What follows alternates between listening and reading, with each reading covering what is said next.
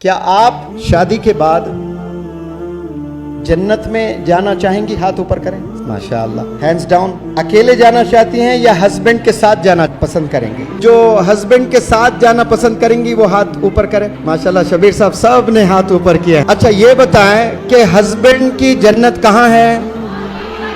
किसके? आपके? हाँ, हस्बैंड की माँ के कदमों में उसकी जन्नत है। तो फिर आपको कौन से रास्ते से जाना है?